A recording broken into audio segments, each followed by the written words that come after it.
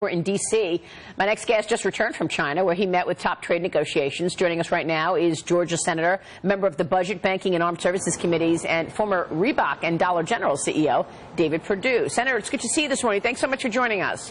Good morning, Maria. Yeah, we want to talk China with you. You've got this unique perspective, both as a current lawmaker and the former CEO of retail giants that were in China, likely to get affected by the tariff fight. You're just back from China. What have you learned?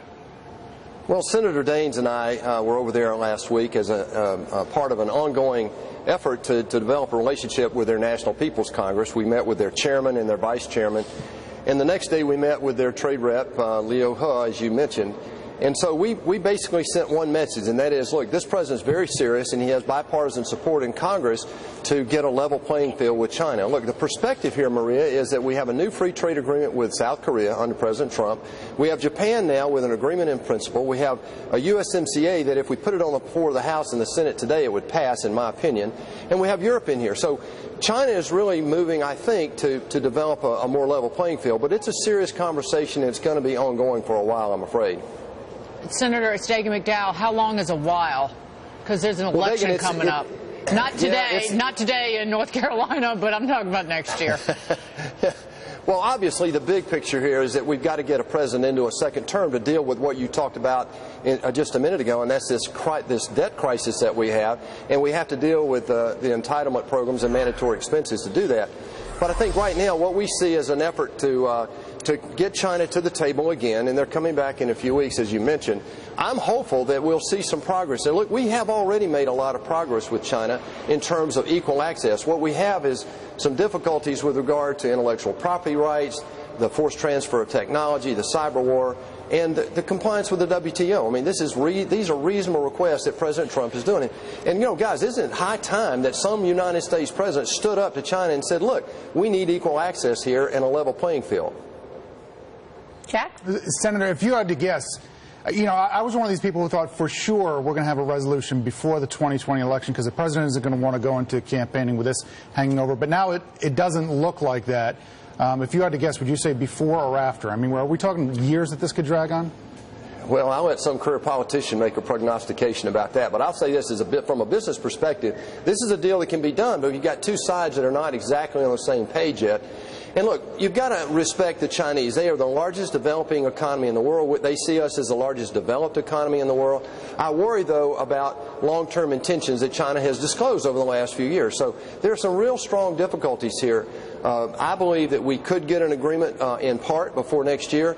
Look, our negotiators are finally in tune to this. I think Secretary Mnuchin and Ambassador Lighthizer are joined at the hip in terms of this negotiation. You said that the Chinese are coming back here in a few weeks. So I'm still hopeful by the end of this year we could see some noticeable progress that we could disclose publicly. So, I mean, there's China and then there's USMCA. And you know, we know that USMCA and the trade with China but the trade with Mexico and Canada is more than $1 trillion, $1.1 trillion. The trading is $500 billion. So Congress is back in session with a big to-do list. Obviously, it feels like the Mexico-Canada situation is even more urgent than the China story. 11 trade groups, including the Semiconductor Industry Association and the Internet Association, are urging lawmakers to pass President Trump's deal with Mexico and Canada. It's a top priority for Republicans this fall. It's stalling in the House. Democrats are delaying the vote. What are you going to do? Maria, you've got it. This is nothing but pure politics. This is a deal that got everything the Democrats have wanted for the last decade.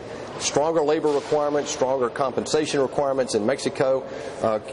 Mexico's already ratified it. Canada's in the process of doing it right now. I believe, personally, if we put it on the floor of the House and the Senate, it would pass today.